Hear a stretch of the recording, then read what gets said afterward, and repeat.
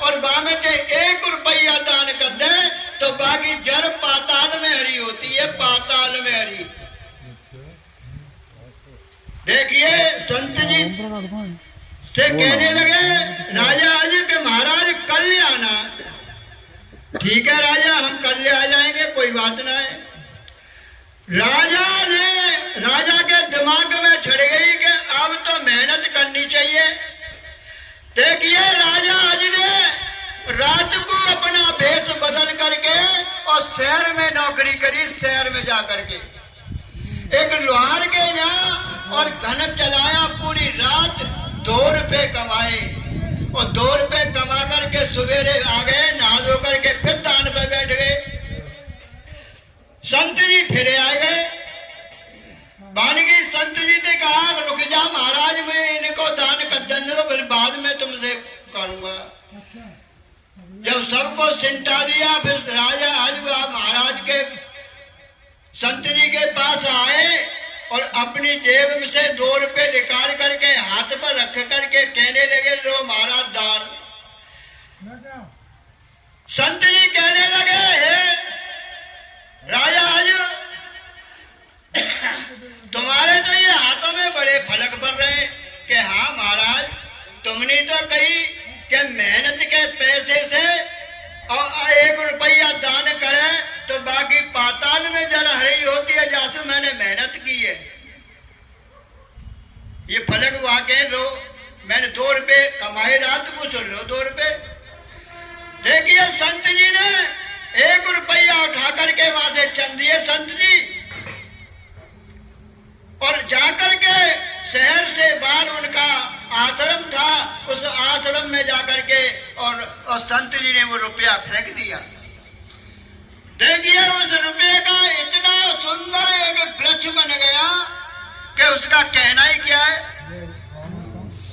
अब तो वो वृक्ष रोज बढ़ता चला गया।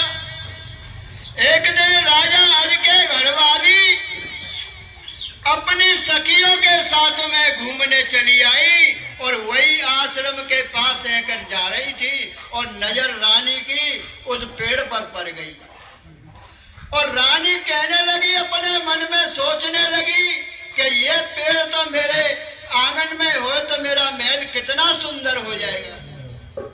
धन्य जाकर के रानी खटपाटी लेकर के पड़ गई शोक भवन में, और भैया राजा पर खबर गई कि राजा साहब ऐसे ऐसे रानी साहब और शोक भवन में पड़ी है और ये जाने कोई जन क्या बात है। राजा आए, राजा ने कहा कि हे रानी साहब बोलिए क्या बात हो गई, किसी ने तुमसे कुछ कहा है कि किसी ने गाली दी कि नहीं। हे राजन, मैं भोजन जब करूंगी, जब संत के बगीचा में से आश्रम पे से एक पेड़ ठाड़ा है उसको उखाड़ करके मेरे आंगन में लगा दोगे, जब ही मैं भोजन करूंगी। धन्य। देखिए राजा का हुक्म था, नौकर भेज दिए, जाकर के वो पेड़ खोदने लगे। जो पेड़ नीचे को खोद के चले और एक पेड़ पर गांठ निकली, उस पर एक रथ निकला। ऐसे ही खोदते खोदते 9 गांठ निकली, 9 रथ निकले और 10वीं गांठ के नीचे एक बच्चा और सो रहा था, उस पेड़ की जड़ और बच्चे की टूड़ी में थी। देखिए बड़े आराम से बच्चे को निकाला और सबरी पब्लिक सोचने लगी कि राजा के यहाँ कोई संतान नहीं है, राजा को देना चाहिए ये बच्चा।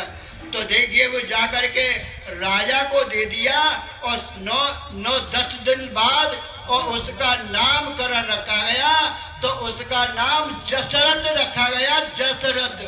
तो देखिए भैया, दान करो तो अपनी मेहनत को करो, ये दान ना लप जप को दाकौते माल लाए होगा को दान कर दो, वो दान नहीं कहते, उसकी दान अपनी मेहनत का करेगा, उसकी पाताल में जरा हरी मिलेगी।